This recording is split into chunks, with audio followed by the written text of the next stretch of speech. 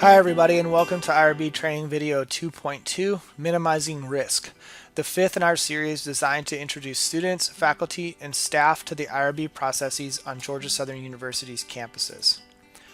The purpose of this video is to help you to understand how to minimize risk for your study, as well as to introduce you to the concept of vulnerable populations.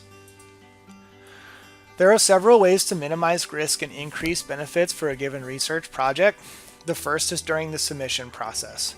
Researchers should provide complete information about their research projects in their protocols.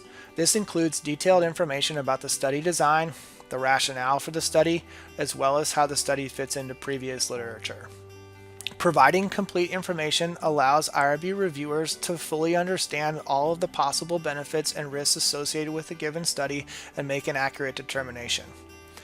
Another way to increase benefit and minimize risk is to align the expertise and experience of the researcher with the demands of the research project. This means that researchers with less experience should typically be tackling research projects that have lower amounts of risk.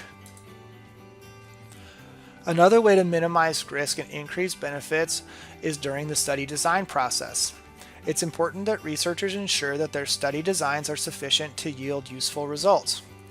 This means researchers should be thinking deeply about adequate sample size, adequate comparison groups, the validity and reliability evidence for any instruments they plan to use, as well as developing adequate protocols for data collection.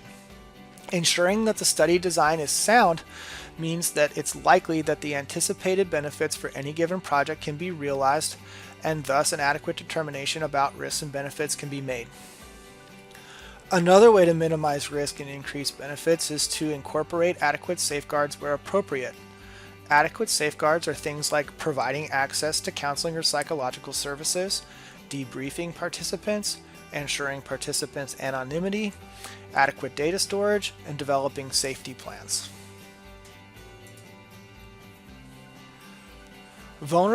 Understanding vulnerable populations is critical to understanding risk within many research projects. Individuals who represent vulnerable populations may not be able to make informed decisions, or they may be in situations in which they can be easily manipulated.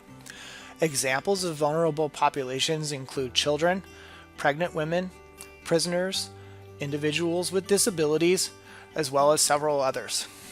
Research that's conducted with vulnerable populations cannot be considered exempt, and researchers who would like to work with vulnerable populations have to ensure that they provide clear explanation about how they're going to minimize risk and increase benefits for their study participants.